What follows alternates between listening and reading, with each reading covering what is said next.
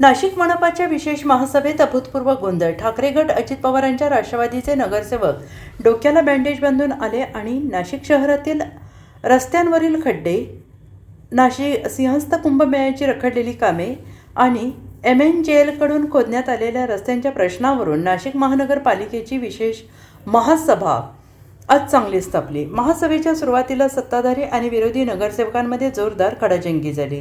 खड्ड्यांच्या प्रश्नाकडे प्रशासनाचे लक्ष वेधण्यासाठी विरोधी पक्षातील नगरसेवकांनी अनोख्या पद्धतीने आंदोलन केले. ठाकरे गटाच्या नगरसेवकांनी हाताला आणि डोक्याला बँडेज बांधून तर काही नगरसेवकांनी व्हीलचेअरवर बसून महापालिकेत प्रवेश केला. अजित पवारांच्या राष्ट्रवादी काँग्रेसचे नगरसेवक रुग्णवाहिकेतून महापालिकेत दाखल झाले आणि रस्त्यांच्या दुरावस्थेमुळे नागरिक अपघातग्रस्त होत असल्याचा संदेश देत या नगरसेवकांनी प्रशासनाचा निषेध नोंदवला.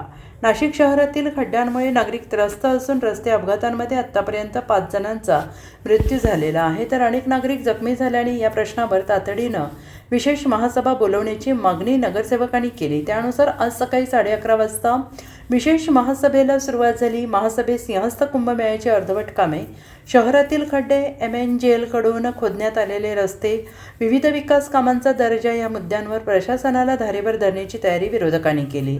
महासभेला सुरुवात होण्यापूर्वी ठाकरे गटाच्या नगरसेवकांनी डोक्याला आणि हाताला बँडेज बांधून महापालिकेत प्रवेश केला. काही नगरसेवक व्हीलचेअरवर बसून आले. शहरातील रस्त्यांची अवस्था गंभीर झालेली आहे. नागरिकांना अपघातांचा सामना करावा लागत असल्याचे सांगत त्यांनी स्वतःला अपघातग्रस्त दाखवत प्रशासनाचा निषेध केला. ठाकरे गटाचे गटनेते केशव पोरजे यांनी नाशिकमध्ये 4 मंत्री असतानाही शहरातील परिस्थितीत अनपेक्षित सुधारणा झालेली नसल्याचा आरोप केला. मुख्यमंत्री देवेंद्र फडणवीस यांनी नाशिकला दत्तक घेतलं, मात्र शहराची अवस्था काय झाली असा सवाल त्यांनी उपस्थित केला आहे. Bureau report, SBN Marathi, Nashik.